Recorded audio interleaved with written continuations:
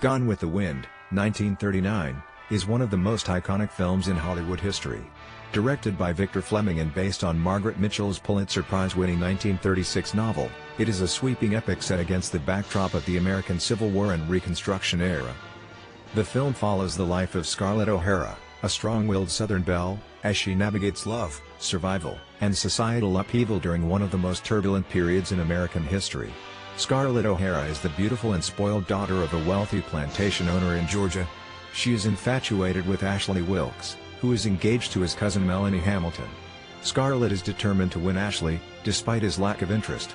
Scarlett marries Charles Hamilton, Melanie's brother, out of spite, but he dies early in the war.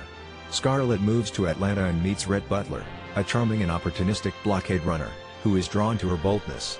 As the war devastates the South, Scarlett returns to her family's plantation, Tara, to find it in ruins.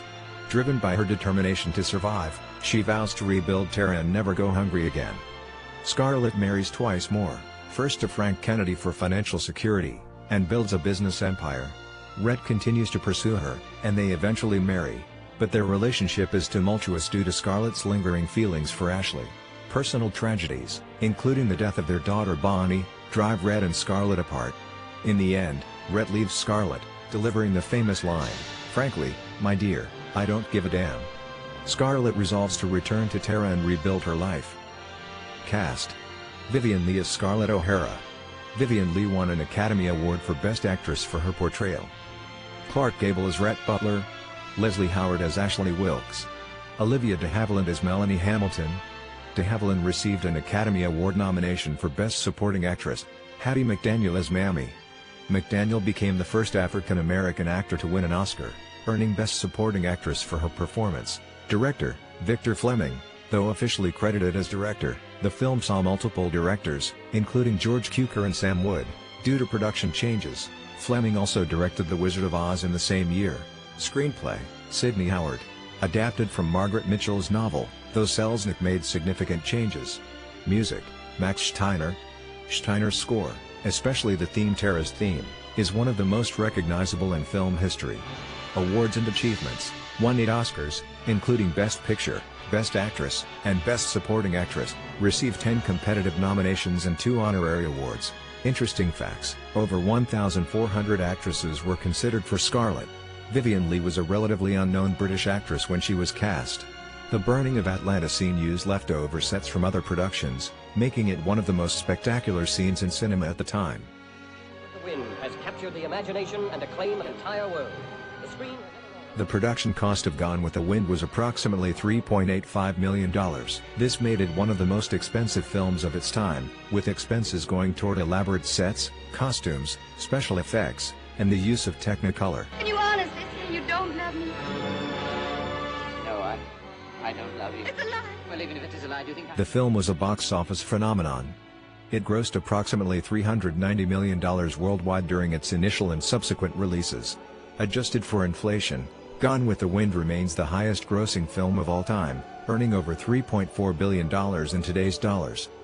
It had theatrical re-releases in later decades, 1947, 1954, 1961, and so on, significantly adding to its revenue.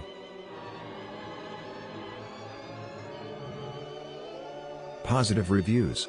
The film received widespread acclaim upon release.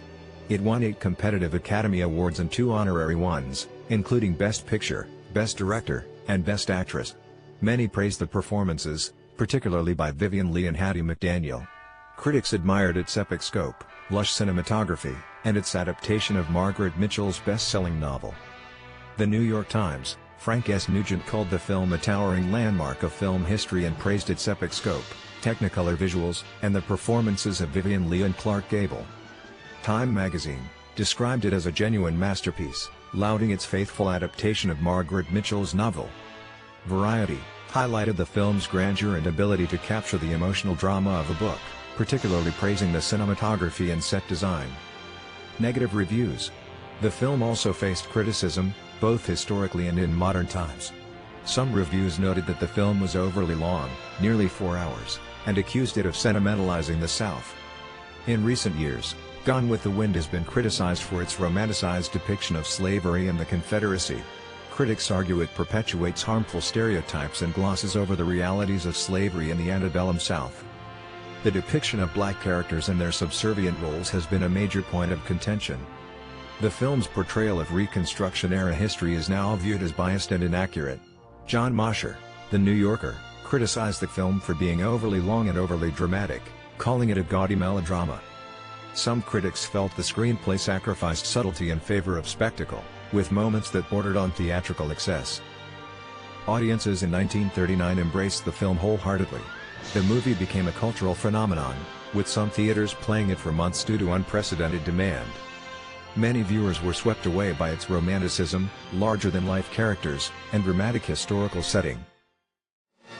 Over the years, Gone with the Wind has been heralded as a milestone in filmmaking for its technical achievements, including its use of Technicolor and its massive scale.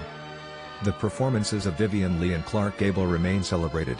Lee's portrayal of Scarlett was often described as one of the most remarkable performances in Hollywood history. Critics have recognized producer David O. Selznick's ambition and Victor Fleming's direction as vital contributions to cinematic storytelling.